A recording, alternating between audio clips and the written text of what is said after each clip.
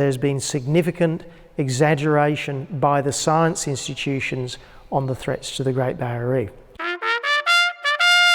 The major thing that people worry about with the Great Barrier Reef nowadays is the effect of climate change on the Great Barrier Reef. And it's sort of plausible, it's very plausible, because the climate is warming a bit by maybe a degree in the last 100 years.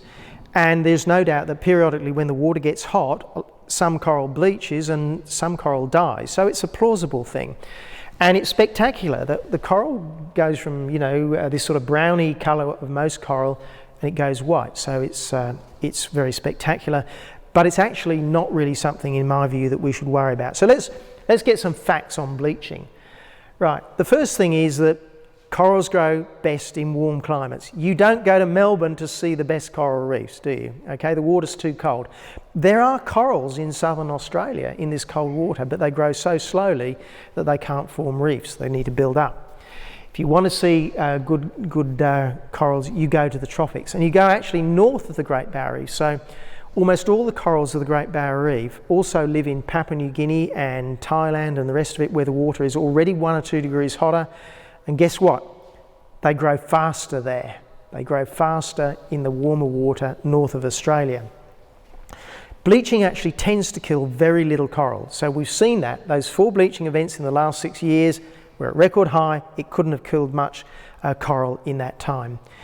But the amazing thing about corals is that far from being the poster child of climate change and the devastating effect possibly of climate change, in fact they're the species most likely to survive through massive climate change because of a unique adaptation they've got. We call it shuffling zooxanthellae. We're going to talk about that in a second. Essentially what bleaching is like a bushfire, right? It will go through a system. You may lose a lot of coral. Usually you lose much less than you will in a bushfire. But it then recovers, and it recovers generally extremely quickly within just a few years. But let's just start with the effect of temperature on coral. So this is literally a copy of a graph from a scientific paper, and this stuff has been known for years. If you want to fast-growing coral, you go to the hotter climate. So this is coral growth rate with temperature, from 23 degrees up to, whatever, and you see that it just grows faster as the water temperature gets hotter. The corals on the northern Great Barrier Reef grow about 50% faster on the southern Great Barrier Reef because the water is hotter in the north. Or you can go even further north. So this is Australia here, and you can go to PNG, the Philippines, and they call this area here very broadly the Coral Triangle, right? And they call it that because that is the area which is the most diverse, fastest growing corals on Earth, right? The funny thing is that oceanographers and meteorologists call this same area they call it the Indo-Pacific warm pool, right? Because it's the area of the biggest, hottest water pool on Earth, right? And it's not a coincidence that the hottest water on Earth corresponds to the most vibrant coral on Earth. This is contrary to what you'd expect if corals were, very delicate and they can't handle warm climates. So we now understand why they can do so well in warm climates. And we've got to go into the biology, not the physics of the thing. So you have these fast-growing corals like these ones, the staghorn and the plate corals. They're very susceptible to bleaching, right? And then you have the big massives. They're very unsusceptible. Each of these is made of what we were talking about before, the little coral animal called a polyp. And it sits inside a pot that it makes for itself of calcium carbonate, which is sort of like concrete, right? And then inside each of those little polyps lives these little algae, a plant, right, called zooxanthellae. And what the zooxanthellae do is they take sunlight, they produce food, they share some of that with the coral animal, who's very happy about that. And the coral animal gives the zooxanthellae a home, essentially, to live in. So it's a symbiotic relationship between an animal and a plant. So when you ask, is a coral an animal or a plant? Well, it's actually sort of both, in a way. And this gives it a masterpiece of adaptation and masterpiece of cooperation.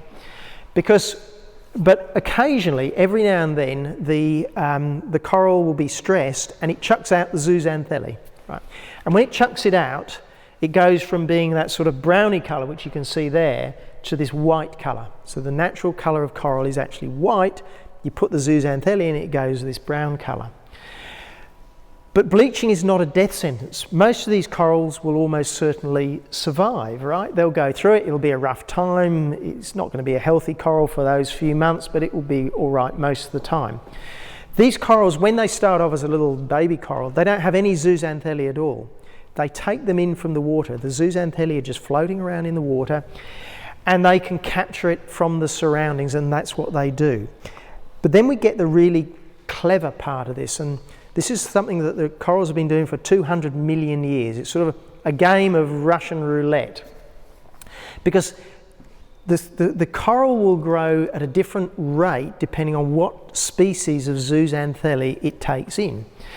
So, and it will also affect how susceptible it is to bleaching. So it can take in, say, what I'd call a low octane zooxanthellae, which will make it grow really slow. That's not good, but it will be very unsusceptible to bleaching, and that is good.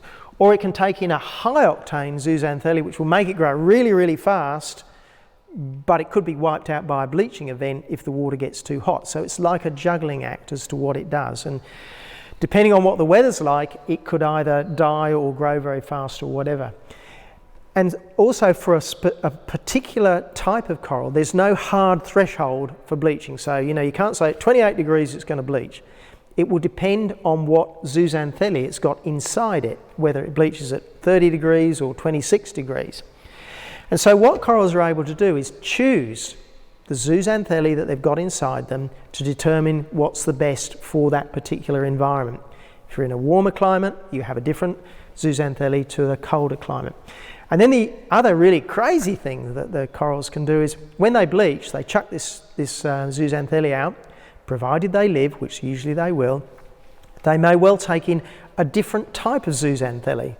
They decide, oh, that was the wrong type of zooxanthellae, I just got bleached. We'll take in a different type of zooxanthellae, which will make them grow a little bit slower for sure, right? But they will survive hot weather, so they can adapt incredibly well. So you have these very fast-growing corals. They're going to get wiped out within 20 years, generally speaking. What's going to kill them in 20 years in North Queensland? Any ideas? Cyclones, right? Cyclones will come through and they will smash these delicate corals. There is no point in a coral like this doing anything but grow as fast as it can, because it's going to die within 20 years roughly anyway due to a cyclone. So they take in a form of zooxanthellae which is much more likely to get them to bleach, and they do bleach, and some of them occasionally die. Well, you may as well do that because you're going to die in 20 years anyway. Whereas if you're a big massive coral, you're going to last for centuries. No point in risking bleaching. You just grow steadily, slowly, and that's one of the reasons why they are much less susceptible to bleaching. But what you're seeing here is an amazing adaptive strategy which corals have, which almost no other organism has. Sea anemones and things like that have it. But almost no other organism has this adaptive strategy to deal with changing climates, whether that's from man-made or whether it's from natural causes. So if you look at, say, giraffes, right, and with changing climates, maybe giraffes are susceptible to climate change, right, if it gets hot enough. So you have the mum and dad giraffe and these beautiful little baby giraffes, and how would they adapt to climate change if it was occurring very rapidly? Well, what might happen is that these two baby giraffes, they die because it got too hot, right? But the third baby giraffe, it had different genetic makeup, slight variation, and it was able to survive. It then, in 20 years or however long it takes a giraffe, there'll be other giraffes with a similar genetic makeup that can deal with the high temperature, and the genetic makeup of the population changes. But it takes generations to go through of natural selection, death, survival, to be able to get that giraffe to be able to adapt to higher temperatures or whatever.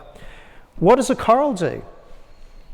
It just bleaches, chucks out the algae, brings in a different an algae, Bob's your uncle, good to go for another 1 or 2 degrees temperature change. They can do it in a couple of months. They don't need to go through this regeneration at all. So they have this wonderful, masterful strategy for dealing with climate change, whether it's anthropogenic or whether it's natural. And one of the reasons they need that is, when you think about it, when a coral spawns, that spawn will drift with the current, and it could go north or south, it could go to hotter climates or colder climates, and they need to be able to deal with that naturally, and that they deal with that by taking in the different strains of zooxanthellae. But anyway, in the final analysis, the proof is in the pudding that we had these bleaching events, 4 in the last 6 years, and we're at record high coral cover. It is absolute proof that not much coral could possibly have died in that time. That yes, there is some coral that dies with hotter water, but so far at least, without any doubt, the coral bleaching hasn't had any significant effect on the Great Barrier Reef. And what it does also prove, very unfortunately, is that there's been significant exaggeration by the science institutions on the threats to the Great Barrier Reef. And in part 4 of this, we're going to actually look at those institutions and why there's a degree of unreliability and untrustworthiness that's crept in to the scientific institutions. But it's a wonderful news story. The bleaching is not the death sentence that we've been told it to be. Thanks very much. What happens if the coral reef gets too hot too fast and then the coral doesn't adapt quick enough?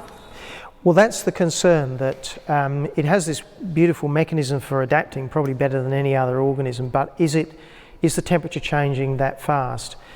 But it's not. I mean, it might have increased by 1 degree over a century. If you look back in historic time or geological time, those sorts of changes are actually quite normal. They're well within the bounds of normality.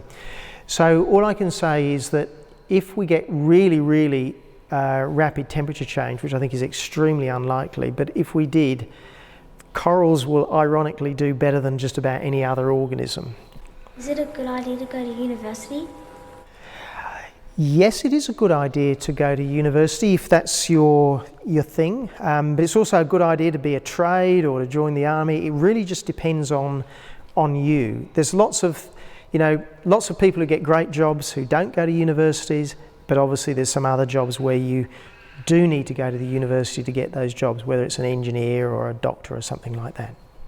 Why did you decide to study this stuff? Why did I get into Great Barrier Reef? Well, actually it was completely by accident, because I'm a physicist by trade, and most people think, well, why does a physicist study the Great Barrier Reef? They think marine biologist, but there's a lot of physics. You need to know the water motions, developing instrumentation to actually measure what's going on in the reef.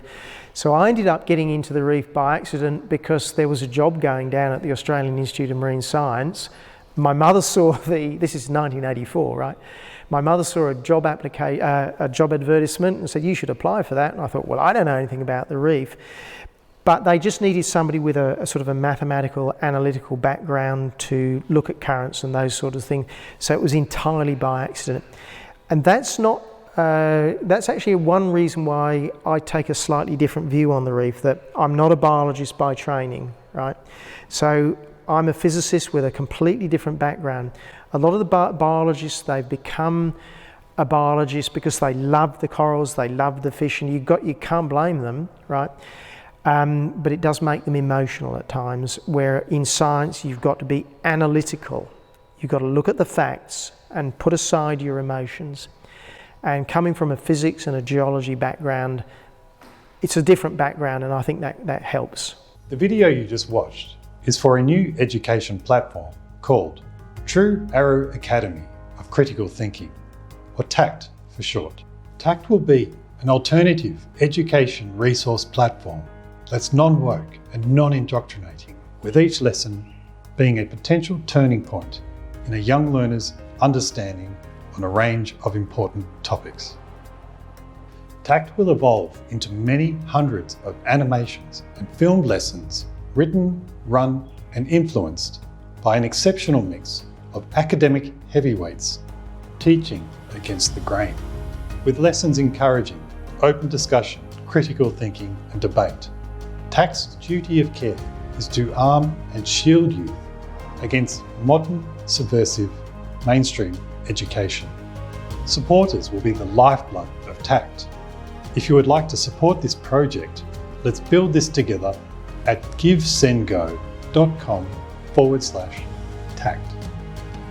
Thank you so much.